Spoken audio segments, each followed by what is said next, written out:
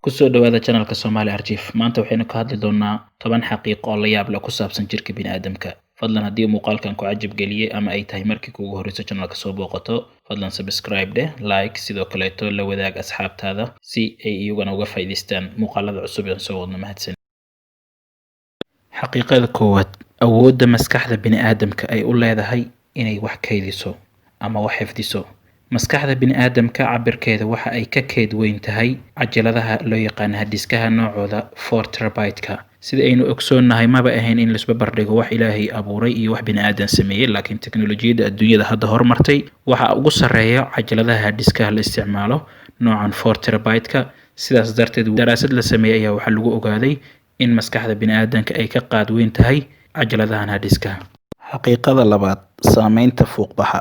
dareenka waxa uu yimaadaa qofka markii uu dhumiyo biyo 1% miisaanka jirkiisa la eg, halka 5% haddii uu dhumiyo qofka uu suuxdin gali karo.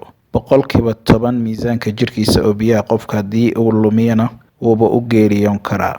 xaqiiqada saddexaad waa xaqiiqo ku saabsan qayb isha ka mid ah ee loo yaqaan cornea. sida caadiga xubnaha jirka waxa uu oksijiinka u soo mara dhiigga isagoo marka hore kasoo gala dhanka sababada, laakiin jirka qaybta aanan dhiiga gaarin waa qayb isha ka mid ah ee loo yaqaan cornea, waana qaybta soo xigta dhanka dibadda, banaanka ayay oksijiinkeedana toos uga heshaa.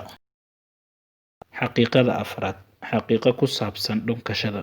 haddii uu qof dhunkado qof kale waxa uu u gudbiyaa 278 nooc oo bakteeriya ah, laakiin nasiib wanaag 95% ka mid ah bakteeriyadaas waa kuwo dhibaato aan lahayn.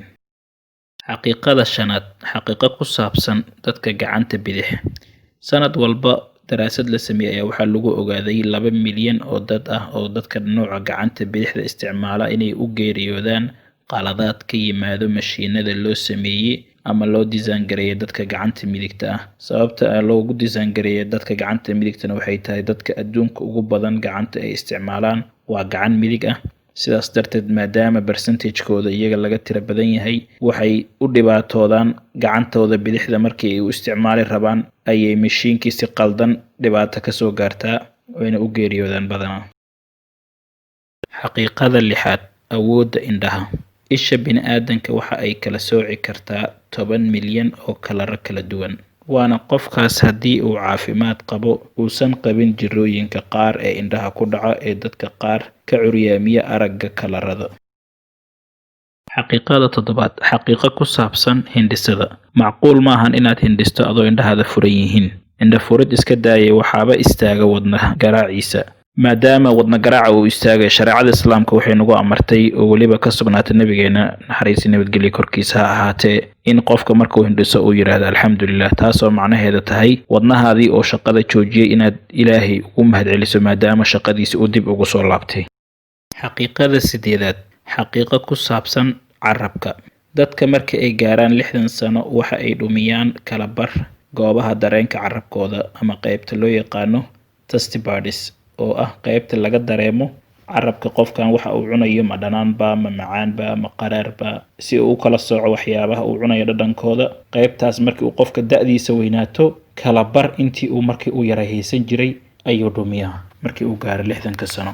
xaqiiqada sagaalaad, xaqiiqo ku saabsan isticmaalida tamarta jirka. qofka waxa uu kalori ahaan u gubaa marka uu hurdo in ka badan marka uu daawanayo TV-ga. waxaynu badanaa wada ognahay qofka markii uu soo jeedo ama shaqooyin activity sida exercise iyo waxyaabo shaqo uu qabanayo oo murqaha dhaqaaqayaan in uu ka isticmaal badan yahay dhanka tamarta ama kalori ahaan uu gubayo, laakiin markii la isbarbar dhigo qofka hurda iyo qofka daawanaya TV-ga yaa kalori badan isticmaalaya, waxaa kalori isticmaal badan qofka hurdaya. xaqiiqada 10aad ee ugu dambeysa, xaqiiqo ku saabsan wadna garaaca. dumarku way ka wadna garaac badan yihiin ragga, iyadoo ay ugu wacan tahay waxyaabo badan ee physiological ee normal ilaahay uu abuuray ee ugu horeyso emotionka ama waxa loo yaqaano caadifada. fadlan haddii ay tahay marka kugu horeysa aad soo booqato channelka, subscribe dheh, gambaleelkana furo si ay kuu soo gaaraan waxyaabaha cusub ee ku xiiso geliya inuu soo dhigi doono. mahadsanid.